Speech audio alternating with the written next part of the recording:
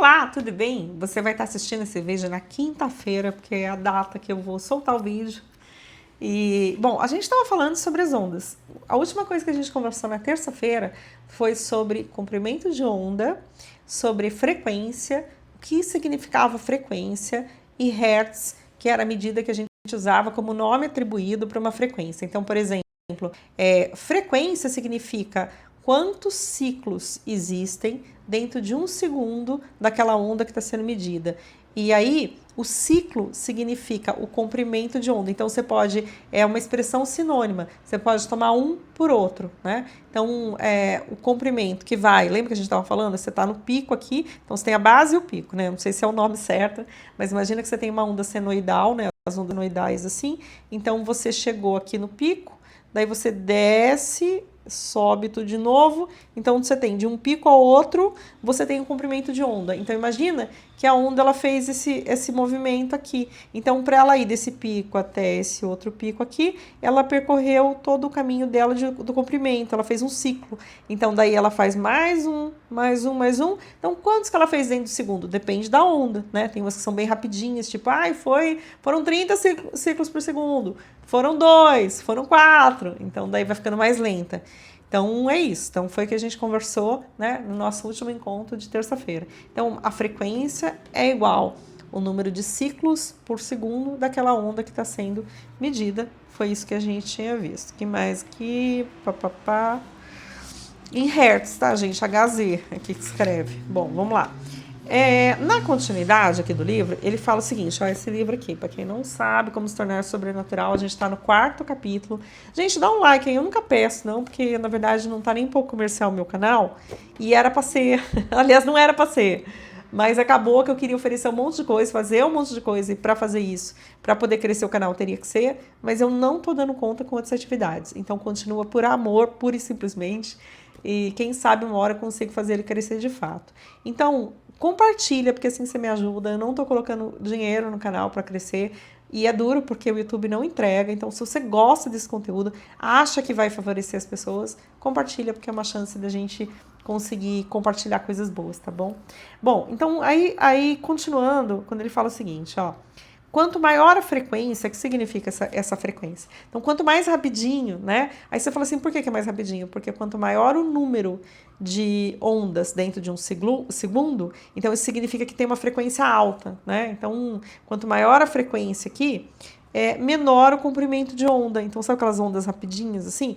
Isso a gente tem, essas ondas rapidinhas, quando a gente está em beta alto, ou então quando está em gama. Em gama é o estado totalmente oposto de você estar alerta, quando você dormiu e você foi assim, tão fundo, tão profundamente, que são os estados meditativos daquelas de monges, né? Ou daquelas pessoas que têm hábito, tem a vida dedicada à meditação e que consegue muito fácil entrar em gama.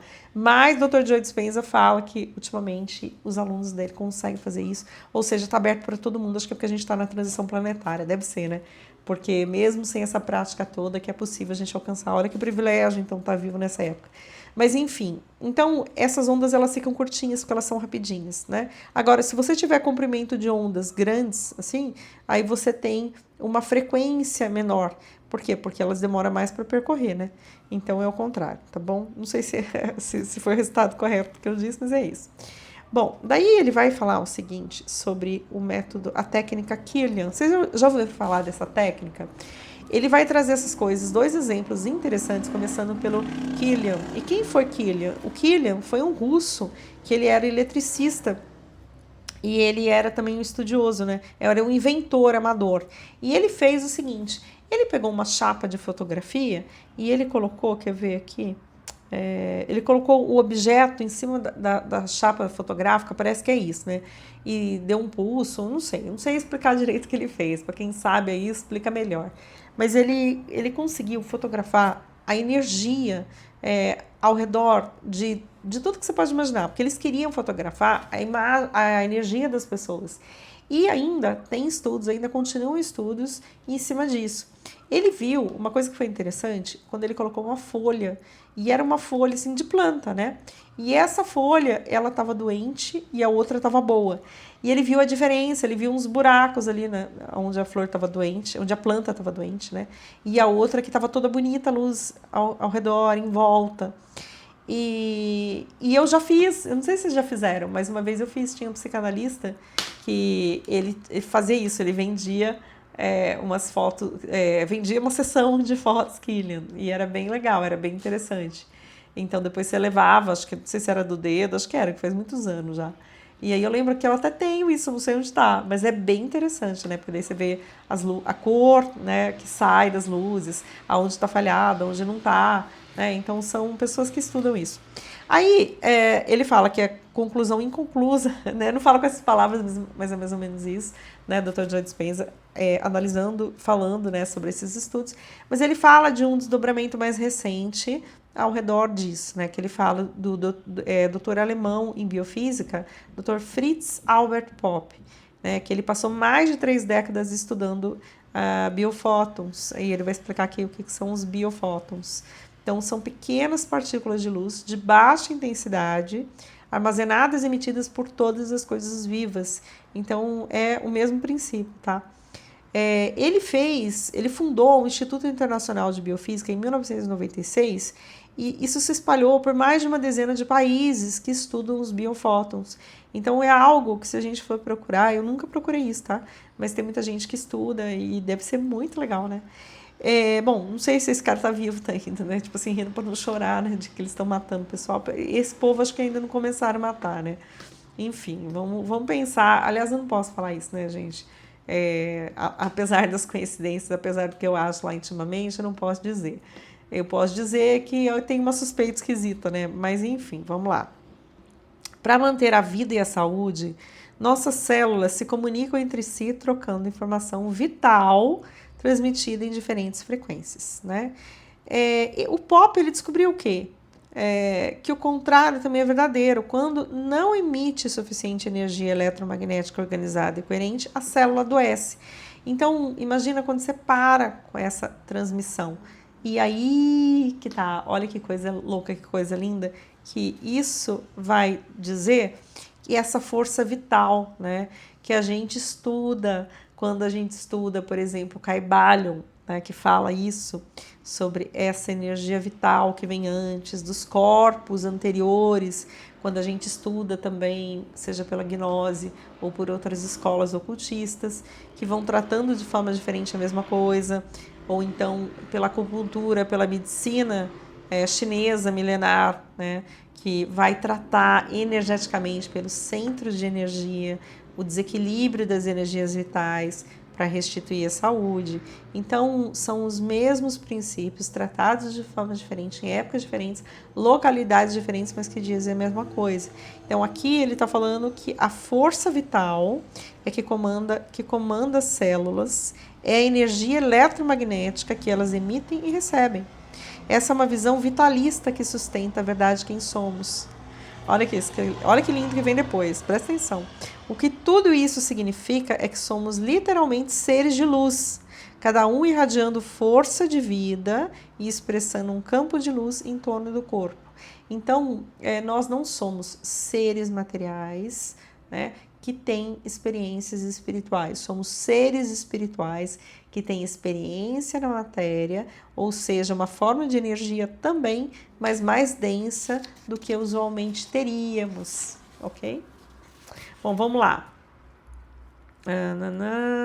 Quanto mais nós estreitamos o foco na matéria, nos objetos, nas coisas, pessoas e lugares do mundo externo, menos nós somos capazes de sentir outras frequências não visíveis a olho nu. Então, lembra que a gente estava falando no encontro passado que a gente tem um espectro de luz visível muito pequenininho, 0,001, sei lá quanto, e toda a infinidade que acontece, né, das ondas eletromagnéticas, tanto para a esquerda quanto para a direita, que está fora da nossa possibilidade com esses sentidos, quando a gente olha para fora, né, de conseguir apreender, né, a nossa visão é muito limitada, nosso olfato, nosso paladar, tudo, né? Então, quando a gente desliga um pouquinho esse mundo externo para aprender, a gente vai aprender de forma diferente, olhando para dentro e fazendo. Aí é que tá. Olha só que vai ser legal que eu vou explicar aqui para vocês como ele explica, porque vai ser melhor, depois eu ponho minhas palavras, né?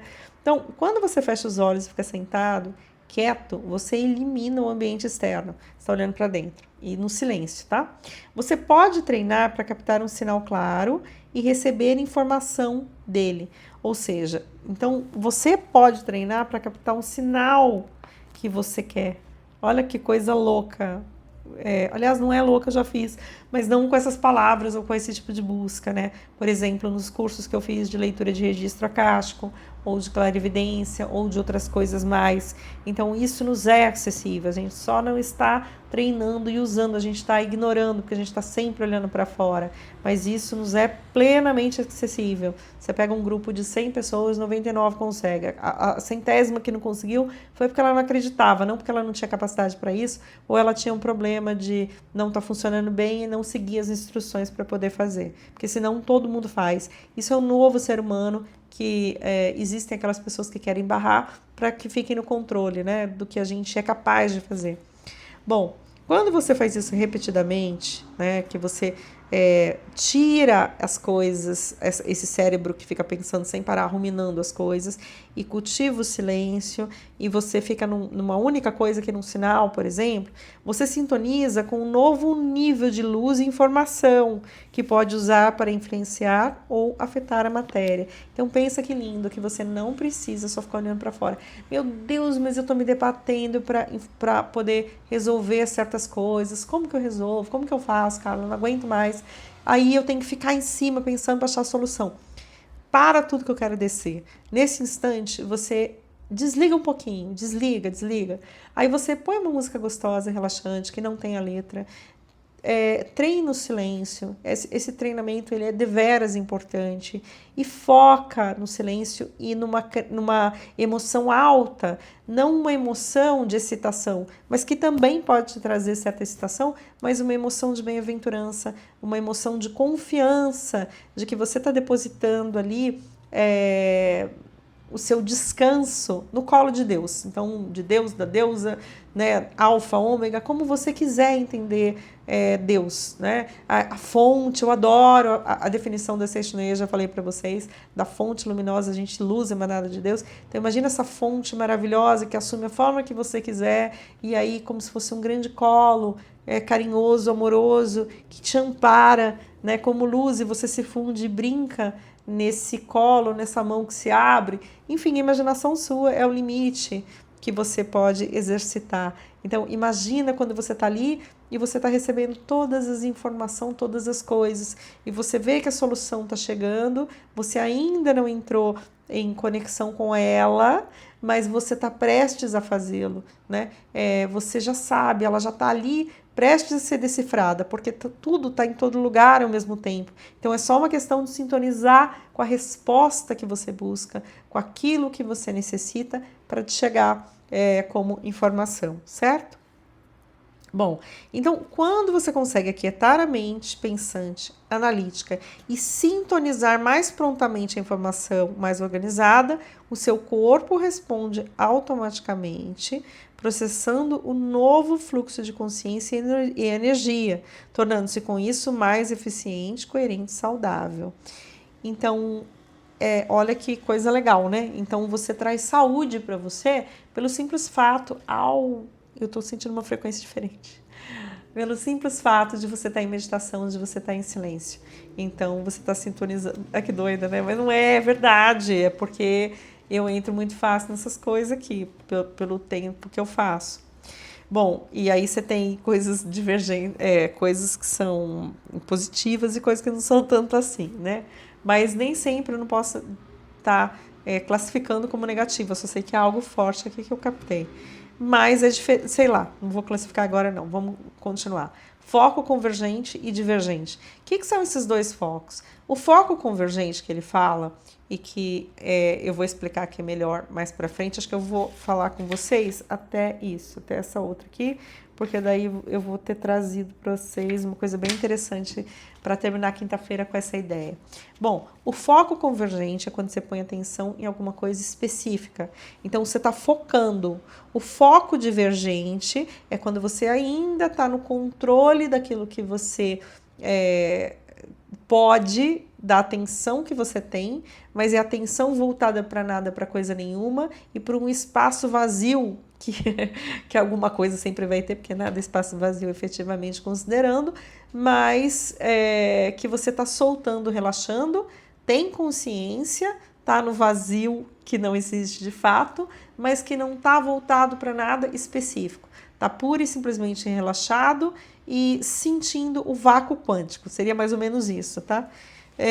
Aí ele está falando aqui que quando a gente está no modo de sobrevivência, que a gente já explicou também outras vezes que a gente falou sobre isso, tanto com relação a esse livro quanto com outros livros, é quando você está olhando para fora, você está produzindo hormônios de estresse que estão causando uma desconexão generalizada, um estado incoerente do teu cérebro, mandando sinais equivocados para tudo quanto é parte. Não seria equivocado se houvesse uma situação de perigo e ela fosse pontual. Mas como a gente vive em estado de estresse crônico, sempre olhando para fora, porque nossa atenção é demandada o tempo todo, né, com essa oferta fácil de dopamina, não nesses vídeos longos, mas naqueles curtos que você fica rolando o feed sem parar, ou então tudo que possa, que é o que mais acontece na atualidade aqui pra gente, é uma tecnologia muito nova, né?